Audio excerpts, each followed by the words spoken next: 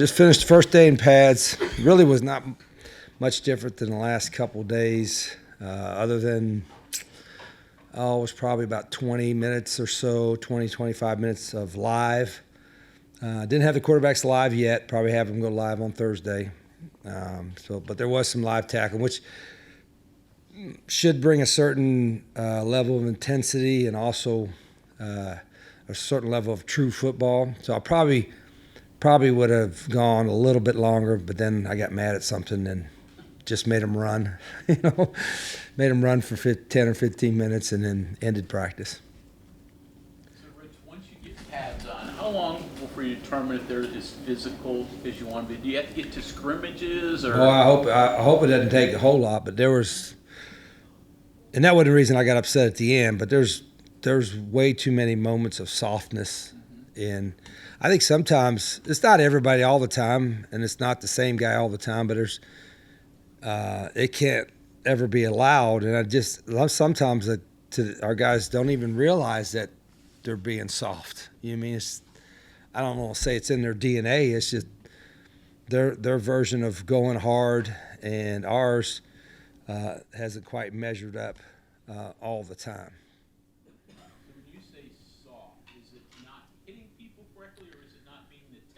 Not all of the above. Just going hard, being physical. We don't tackle. We're not tackling low. We're not cup blocking low. So everything's up high, and and I don't want cheap shots. Nothing like that. And the guys understand that, but there should be some collisions or some sounds of collisions. And up front, the O-line and D-line, sometimes look like they're tango dancing instead of playing football, and it's I didn't eat a big breakfast because that's good, because there's certain things that might make you lose your breakfast. But I still like our guys. I like our team. I think they're very conscientious, and I think tomorrow I'm not going to change the scale. Tomorrow we'll be in shorts, but Thursday when we go full pads, I think it'll improve a notch, and then hopefully Saturday when we scrimmage, which Saturday is really when we got to get after it. We'll take another step.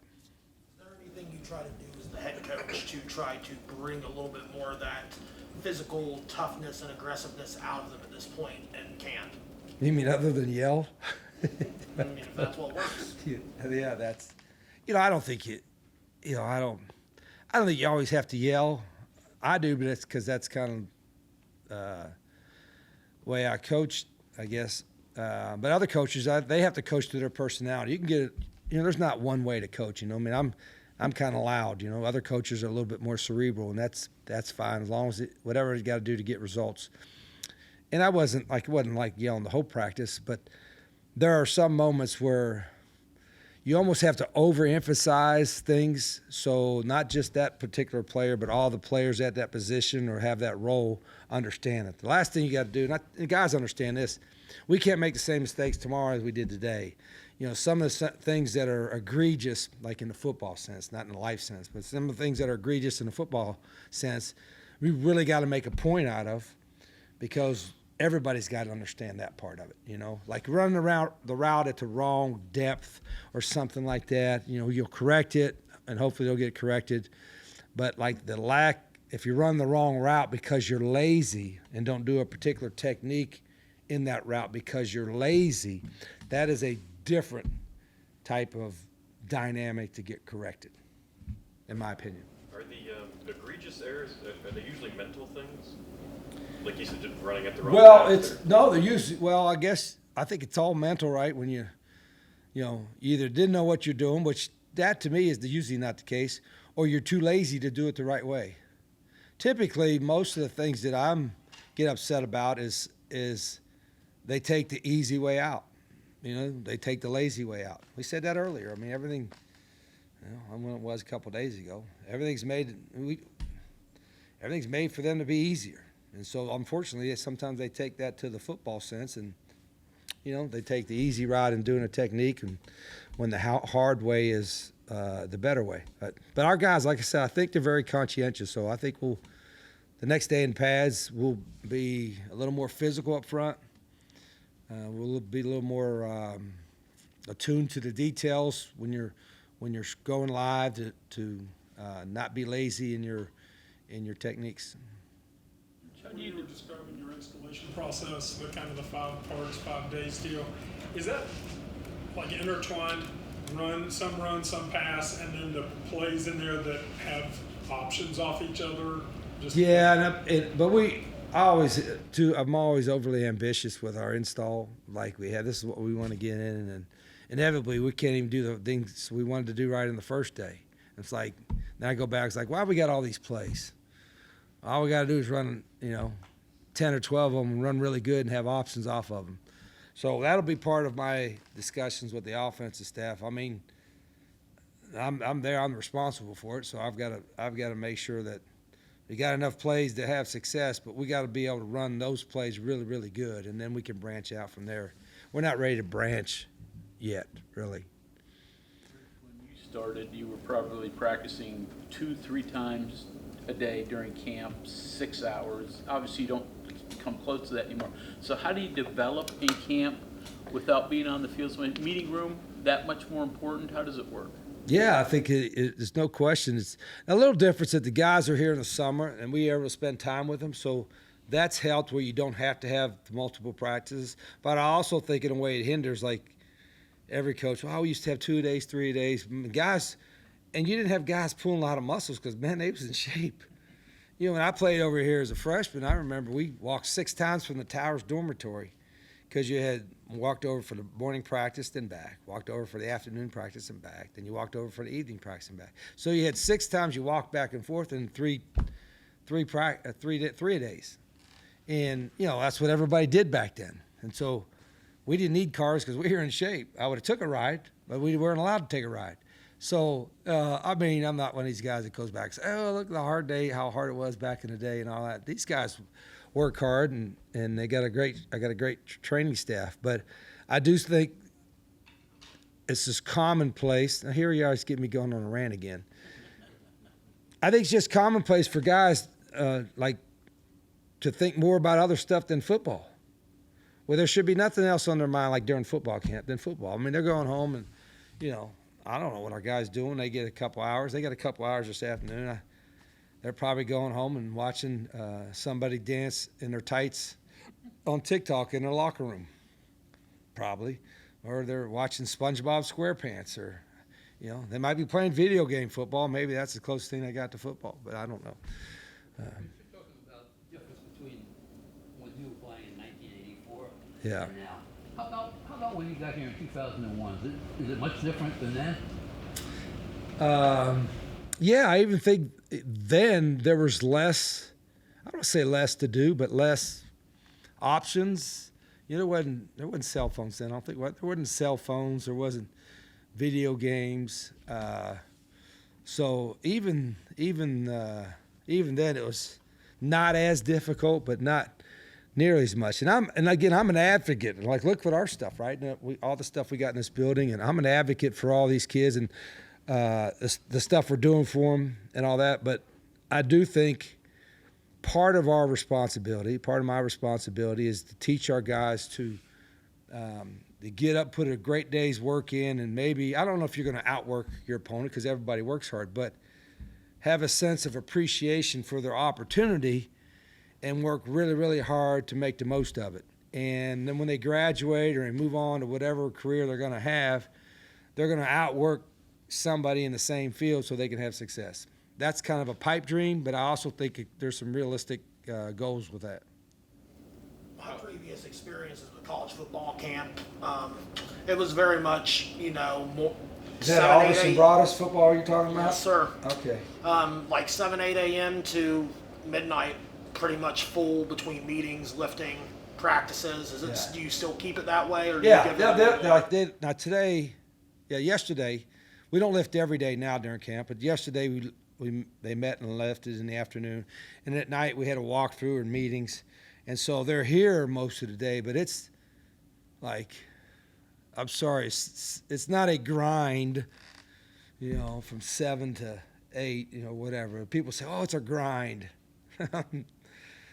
No, it's not like working 2 shifts in the coal mines back to back, or, being a police officer on call for 5 straight days, no break, or even somebody that comes in and works in maintenance for 8 straight hours. So they're not working 7 or 8 straight hours, you know what I mean? But I do think our guys have a pretty good work ethic. So I'm not saying that they don't have it.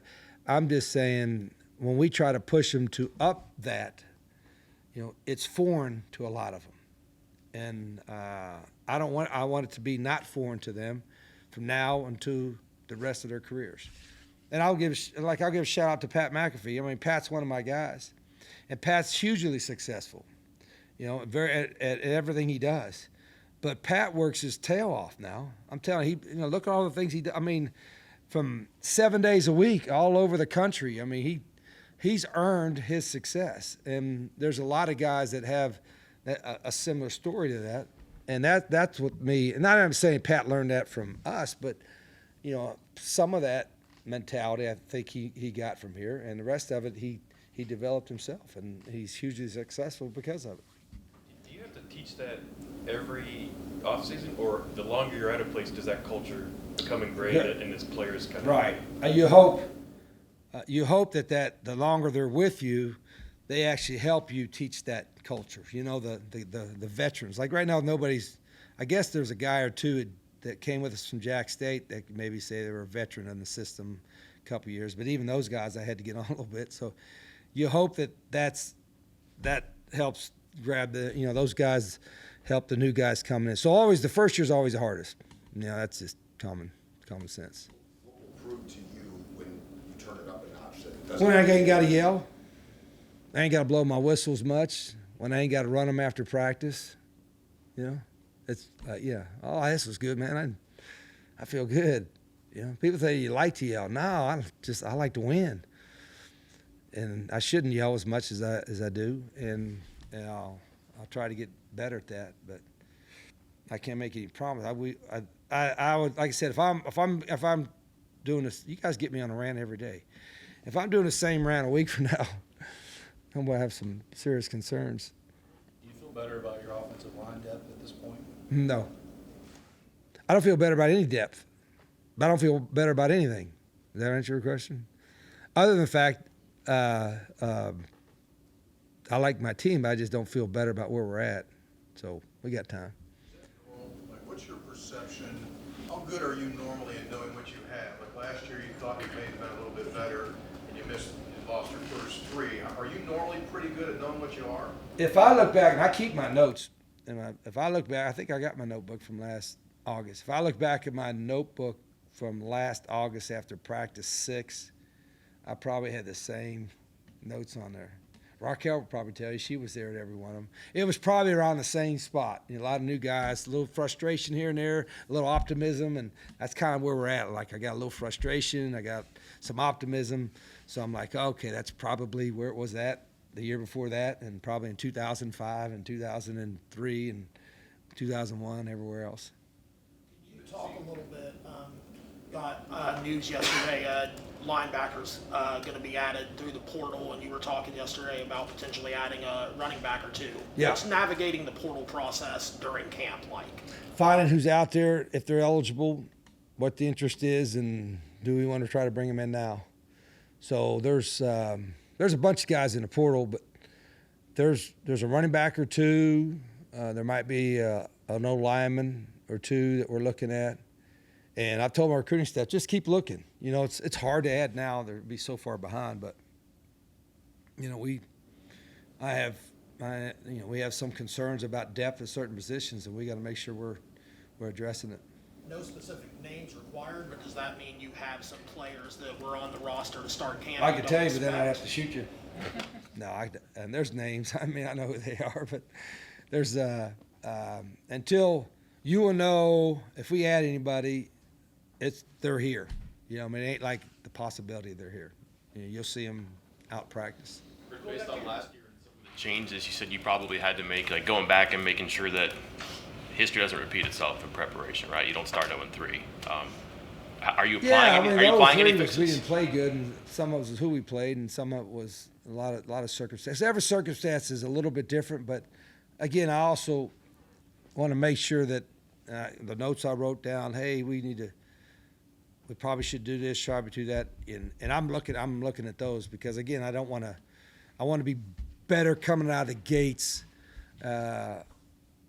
especially with not only a lot of new guys, but like almost no experience with returner starters. Even so, we got a couple guys, but that's about it. But that's actually makes, I think, camp more competitive, and to me, it's like for coaches, we don't have enough hours in a day, to watch all the film and evaluate, and so that makes it fun. I like, we're not bored, that's for sure.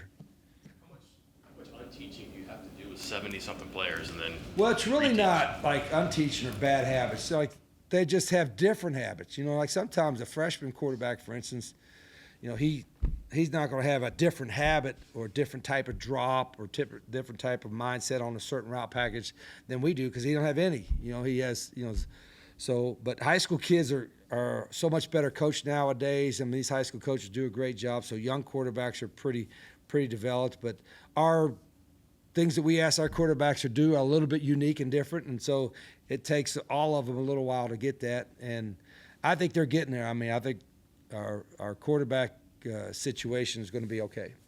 Okay, thank you, Coach. Okay, thank you.